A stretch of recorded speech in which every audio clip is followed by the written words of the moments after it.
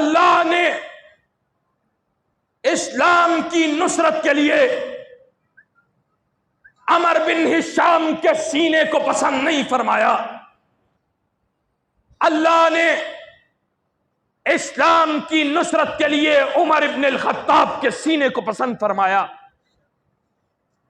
پھر وہ سینہ تان کر کفار کو للکار کر اسلام کی سربلندی کے پرچم کو تھام کر رسول معظم صلی اللہ علیہ وسلم کی تائید کے لیے میدان میں نکلا. آؤ، کون چاہتا ہے اپنے بچوں کو یتیم کروانا؟ بتلائے، کون چاہتا ہے اپنی عورتوں کو بیوہ کروانا؟ وہ عمر بن خطاب اس کے راستے کو روک کر دیکھ لے. ان الذين قالوا ربنا الله ثم استقاموا تتنزل عليهم الملائكة ألا تخافوا ولا تحزنوا وابشروا بالجنة التي كنتم توعدون. وقال الله في مقام آخر ومن الناس من يشري نفسه ابتغاء مرضات الله. حضرات دی وقار بزرگوں، دوستوں، بھائیوں، معزز علماء کرام، حاضرین مجلس، قائدین جماعت اور علاقہ بھر سے آنے والوں، قبل اس کے کہ میں چند باتیں اپنا درد دل آپ کے سامنے رکھوں، ایک دو باتیں ضرور کرنا چاہتا ہوں. میں کوئی علامہ نہیں ہوں، دین کا ادنا سا خادم، کتاب و سنت کا نوکر، اور اللہ رب العزت کرے کہ دین کا ایک ادنا سا طالب علم بن جاؤں. جیسا مجھ سے پہلے مولانا عبد الوہاب یہ بات کہہ رہے تھے کہ اس ادارہ میں بڑے بڑے اساتذین علم آتے رہے، تو سچی بات یہ ہے، میں آپ احباب کا شکریہ ادا کرتا ہوں کہ آپ نے مجھ ناچیز کو محبت اور عزت اور احترام سے نوازا ہے. وگرنہ میں اللہ کے فضل و کرم سے کسی بناوٹ کے ساتھ یا کوئی ایسی بات نہیں کرنے لگا کہ جس کا دل کی گہرائی سے تعلق نہ ہو. وگرنہ میں اللہ کے فضل و کرم سے جماعت کے علماء، علماء اہل حدیث، علماء اہل سنت، اکابرین ملت کی جوتیاں اٹھانا اپنے لیے سعادت سمجھتا ہوں. اللہ کے فضل و کرم سے یہ مجلس، اس کی ایک مناسبت یہ بھی ہے کہ ہم چاہتے ہیں آپ کے پاس ایک پیغام لے کے آئے ہیں. ہم یہ چاہتے ہیں آپ ہمارا وہ پیغام سنیں، اور اگر اس میں کوئی صداقت آپ پائیں تو ہم اس کے بدلے آپ سے اللہ کی رضا کے لیے آپ کا ساتھ چاہتے ہیں. میرے بھائیوں، دین اسلام یہ وہ دین ہے کہ جس کی دعوت کا آغاز جب نبی مکرم صلی اللہ علیہ وسلم نے کیا تھا تو اس کی دعوت کے آغاز کے اندر ہی کھڑے ہو کر پہاڑ کی چوٹی پہ کھڑے ہو کر رسول معظم نے جب کفار مکہ سے پوچھا تھا اگر میں تمہیں یہ بات کی خبر دوں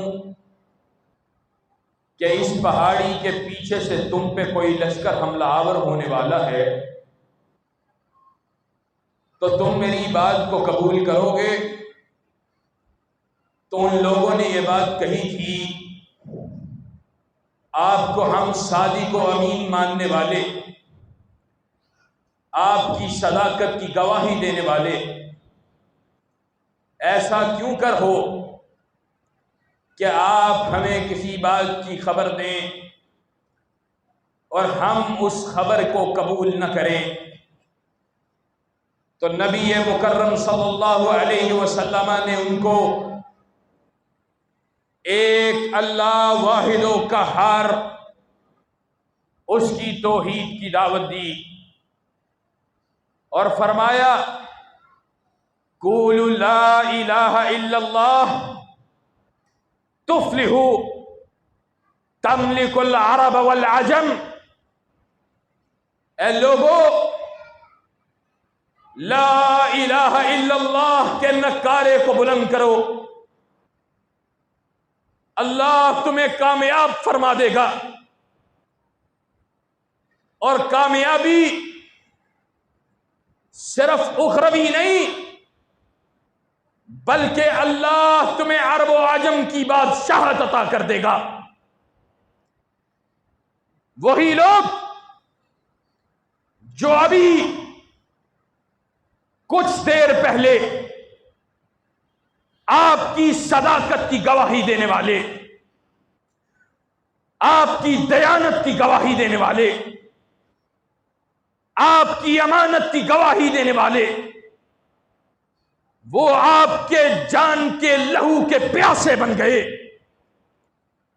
آپ کے دشمن بن گئے۔ اسلام اس کی دعوت کا آغاز ہوا، اسلام اتنا کمزور تھا قوت کے اعتبار سے، مادیت کے اعتبار سے، لوگوں کی نصرت و تائید کے اعتبار سے، کہ کائنات کا امام اللہ رب العزت سے دعا مانگ کر اللہ تو اسلام کی نصرت و تائید فرما، یا عمر ابن ہشام کے ذریعے یا عمر ابن الخطاب کے ذریعے۔ اللہ نے اسلام کی نصرت کے لیے عمر بن ہشام کے سینے کو پسند نہیں فرمایا،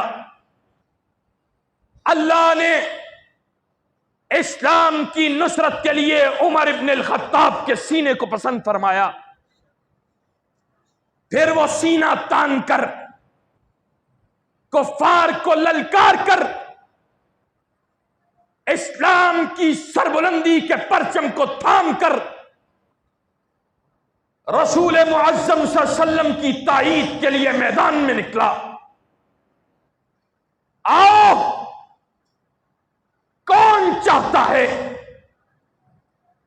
اپنے بچوں کو یتیم کروانا؟ بتلائے، کون چاہتا ہے اپنی عورتوں کو بیوہ کروانا؟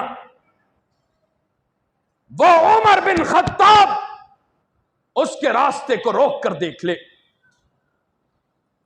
اسلام پھیلتا رہا، تائید حاصل ہوتی رہی، جہاد ہوا، اللہ رب العزت کی زمین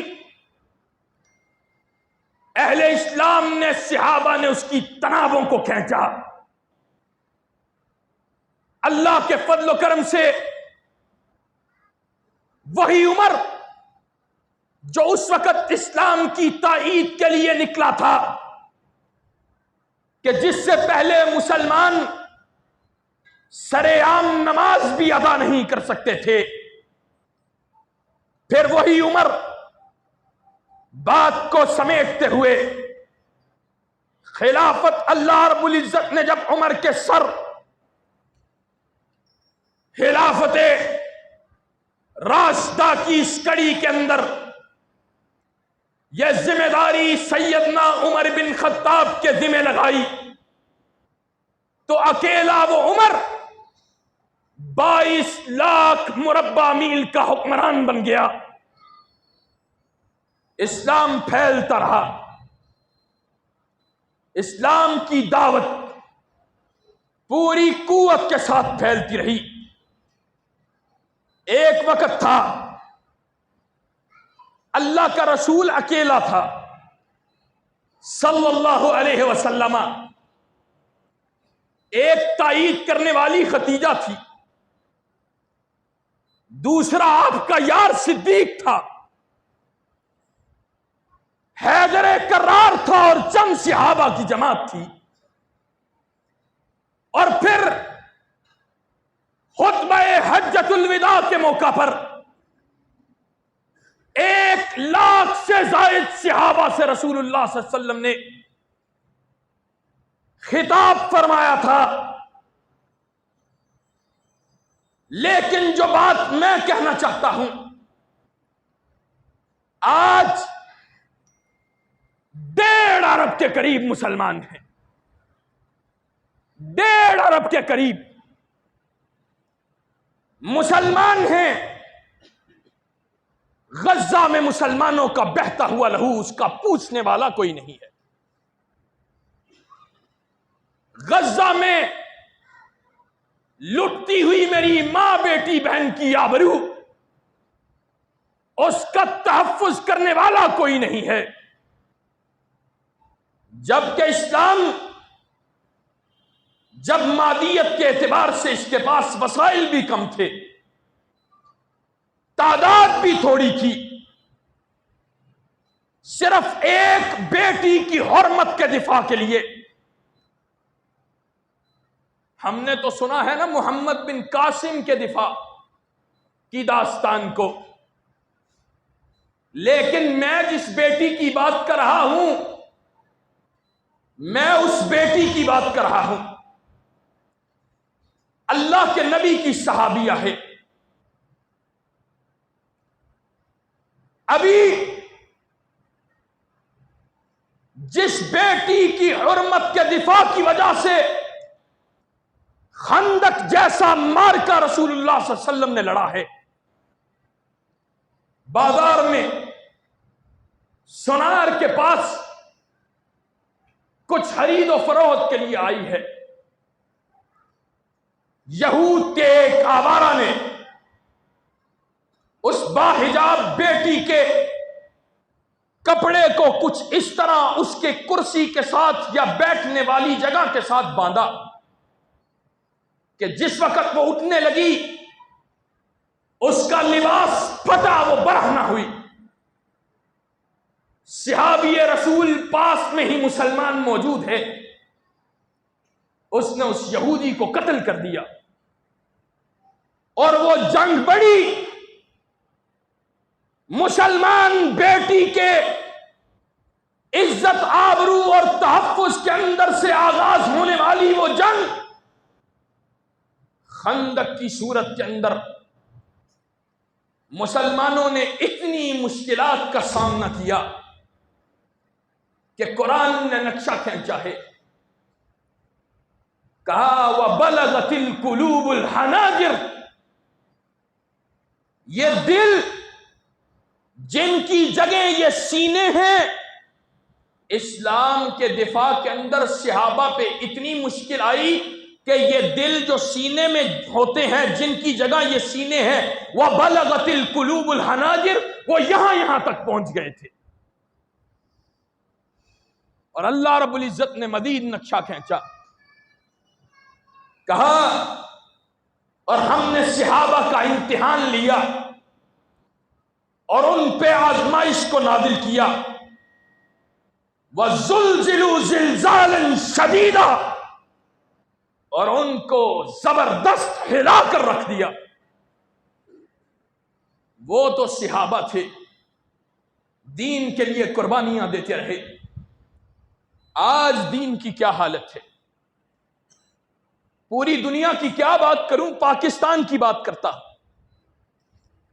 اکیلے پاکستان کے اندر میں نے ابھی ساہیوال کے اندر یہ بات کہی ہے، ملحدین، دین کے دشمن، آوارہ، وہ دین پر ہر روز بھونکتے نظر آتے ہیں. ایک میں ساہیوال آتے ہوئے رستے میں ایک پوسٹ دیکھی. پوسٹ کیا کی ہے؟ میں روزانہ گائے کا، بھینس کا دودھ پیتا ہوں، مجھے بتلاؤ کیا کٹا میرا رضائی بھائی ہے؟ اس بات کو ذرا محسوس کرنا اور دل کی کھڑکی کو کھول کر سمجھنا. یہ تان، یہ طنز، یہ ٹھٹھا، یہ مذاق کس کا اڑایا ہے؟ یہ اسلام کی اس تعلیمات جو رضاعت کے اعتبار سے، رضاعت کے حوالے سے مومن و مسلمان کے لیے اللہ رب العزت نے نازل فرمائی ہیں، جو رسول معظم نے بیان فرمائی ہیں، یہ ان کا مذاق اڑایا گیا ہے.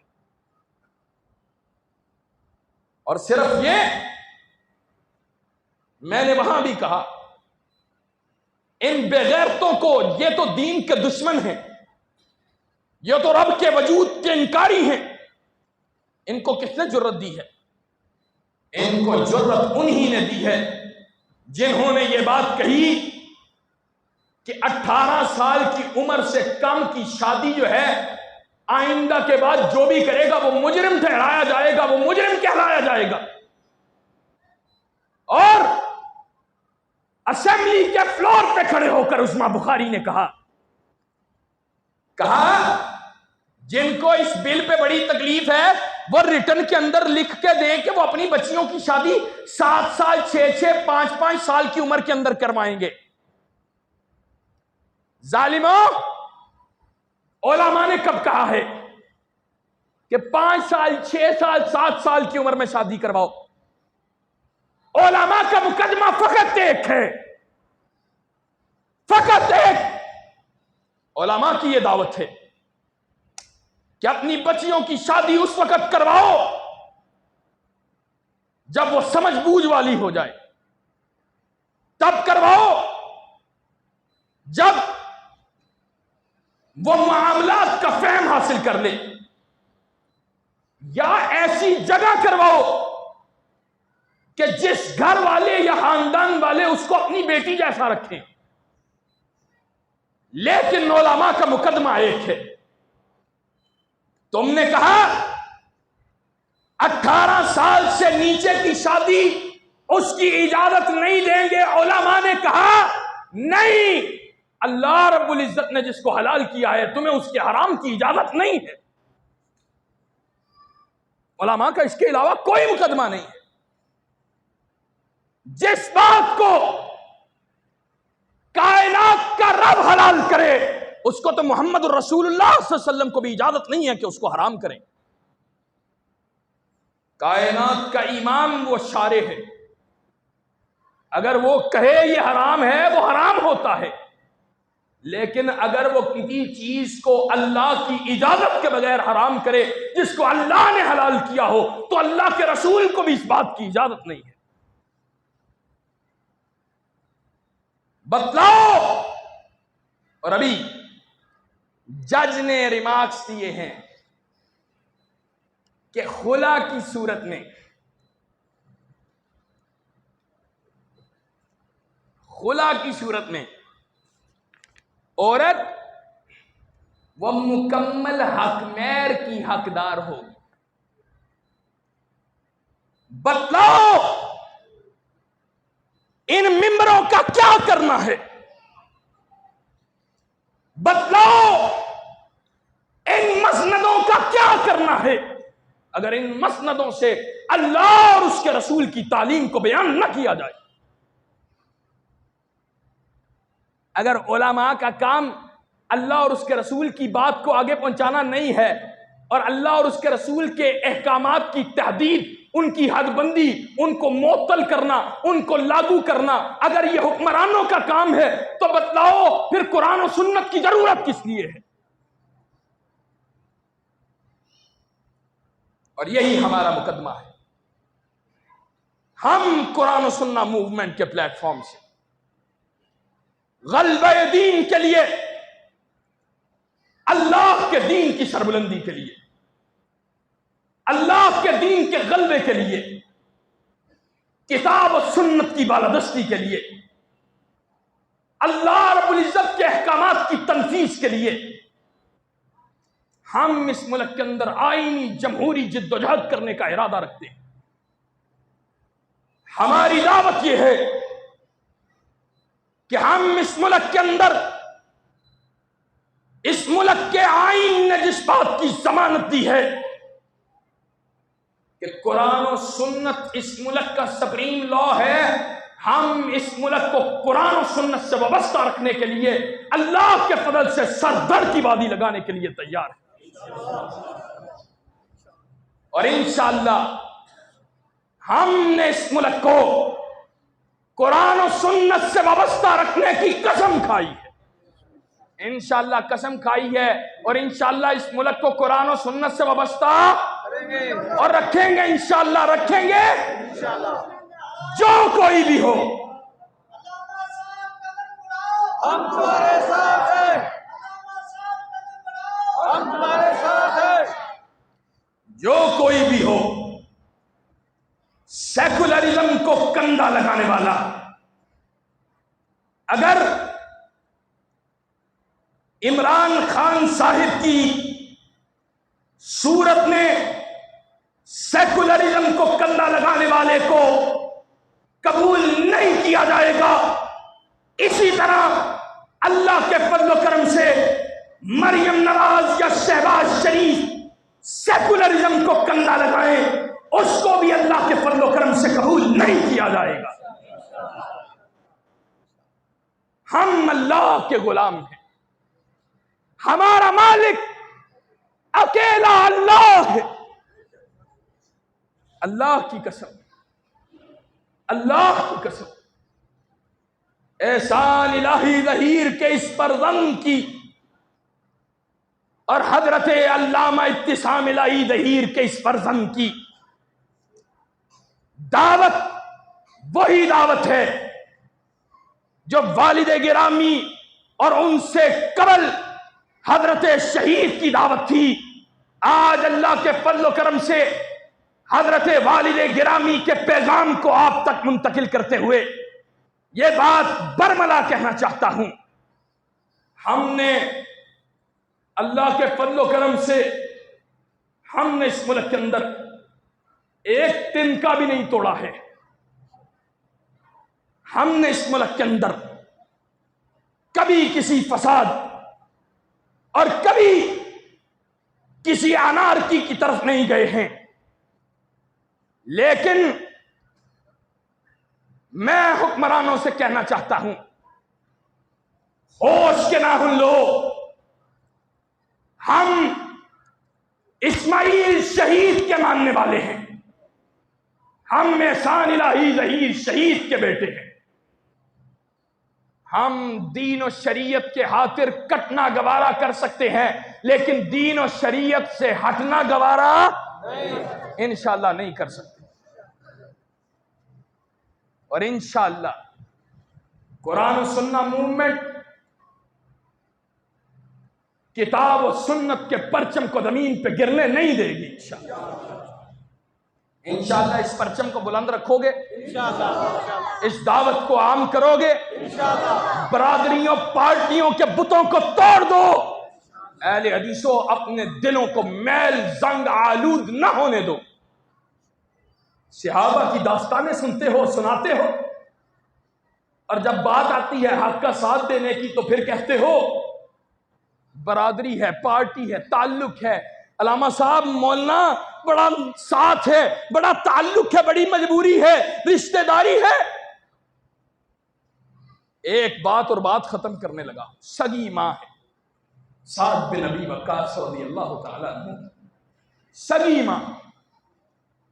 اسلام قبول کیا، اللہ کے رسول کا ساتھ دینے کا اعلان کیا، دھوپ کے اندر بیٹھی ہے، بال بکھیرے ہیں، سر سے چادر کو اتارا ہے، اور بچے کو کہتی ہے اسلام کو چھوڑ دے نہیں تو میں چھاؤں میں نہیں آؤں گی۔ بچہ جواب میں کیا کہتا ہے؟ واللہ یا ام لو كانت لك مئة نفس خرجت نفسا نفسا ما تركت دین هذا۔ میں ابھی راستے میں تھا، منصب جو ہے صاحب مولانا عبد الوہاب صاحب ہر 4-5 منٹ بعد مجھے کال کر رہے، 10 منٹ بعد۔ حالانکہ اللہ کے فضل و کرم سے میں نے رستے میں کئی بریک بھی نہیں لگائے، اور میں یہ بات سمجھتا ہوں ان کو باہر دھوپ میں کھڑے اپنے ان بھائیوں کی پرواہ تھی۔ جب میں بتلاتا اتنا وقت رہ گیا ہے، وہ ساتھ ہی تسلی کے اندر نعرہ بلند کرتے، اتنا وقت رہ گیا ہے، بس 10 منٹ میں آنے والے ہیں، 5 منٹ میں آنے والے ہیں۔ ان کو دھوپ میں بیٹھے اپنے ان بھائیوں کی پرواہ تھی، شاید جن میں سے اکثریت کے ساتھ ان کا خونی رشتہ بھی نہ ہو۔ وہ صحابی رسول جس کی سگی ماں تو سب کو عزیز ہوتی، دھوپ میں بیٹھی اس کو کہہ رہی ہے اسلام کو چھوڑ دے، وہ جواب میں کہتا ہے واللہ یا ام لو كانت لك مئة نفس خرجت نفسا نفسا۔ اے میری ماں، تیری 100 جانیں ہوتی، ایک ایک کر کے تجھے مارا جاتا، پھر زندہ کیا جاتا، تجھے 100 دفعہ مرنا پڑتا، مجھے یہ بات تو گوارا تھی، لیکن محمد رسول اللہ کا دین چھوڑنا گوارا نہیں تھا۔ دین کے ساتھ جب چلو تو پھر اسی ارادے، اسی لگن کے ساتھ چلو کہ انشاءاللہ یہ پرچم جو ہم نے اسلام کا بلند کیا ہے، مرتے دم تک اس پرچم کو زمین پہ گرنے انشاءاللہ نہیں دیں گے۔ شب گریزاں ہوگی آخر جلوے خورشید سے، یہ چمن معمور ہوگا نغمہ توحید سے۔ وآخر دعوانا الحمد للہ رب العالمین۔